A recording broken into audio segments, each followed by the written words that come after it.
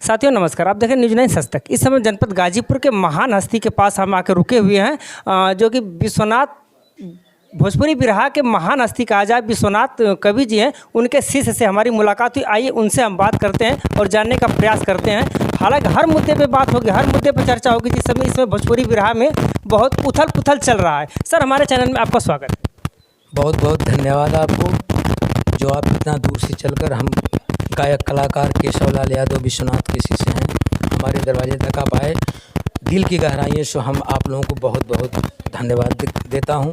आप लोग बधाई के पात्र हैं, और जो बड़े से बड़े कलाकार और छोटे से छोटे कलाकार आप लोग सबको ऊंचाई पर ले जाने का काम कर रहे हैं, इसलिए मैं आप लोगों को बहुत बहुत धन्यवाद देता हूं। सर, देखा जाए जैसे कि ये घराना जो है कि बहुत पुराने ज़माने से इस भोजपुरी बिरहा में जुड़ा हुआ है। आपके पिताजी भी हैं पुनवासी यादव, ये भी बिरहा गाते थे।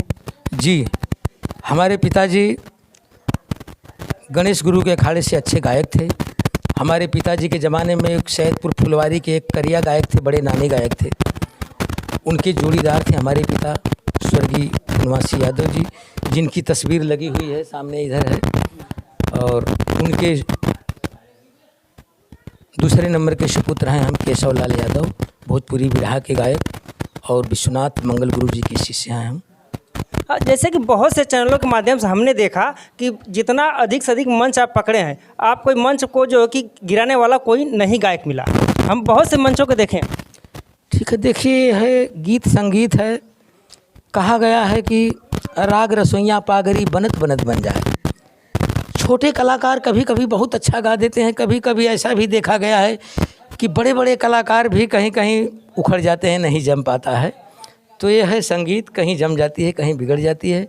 और 49 साल की मेरी उम्र हुई।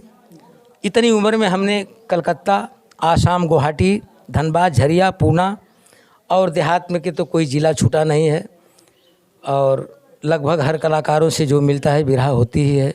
जैसे नीतू राज हुई, राम जन्म जी हुए, श्यामदेव प्रजापति हुए, बालचरण जी हुए, हमारे जोड़ के लोगों में तमाम कलाकार लोग हैं। एक इलाहाबाद की है सुमित्रा नंदिनी जी, जो शायरी की बहुत बड़ी माहिर गायिका है।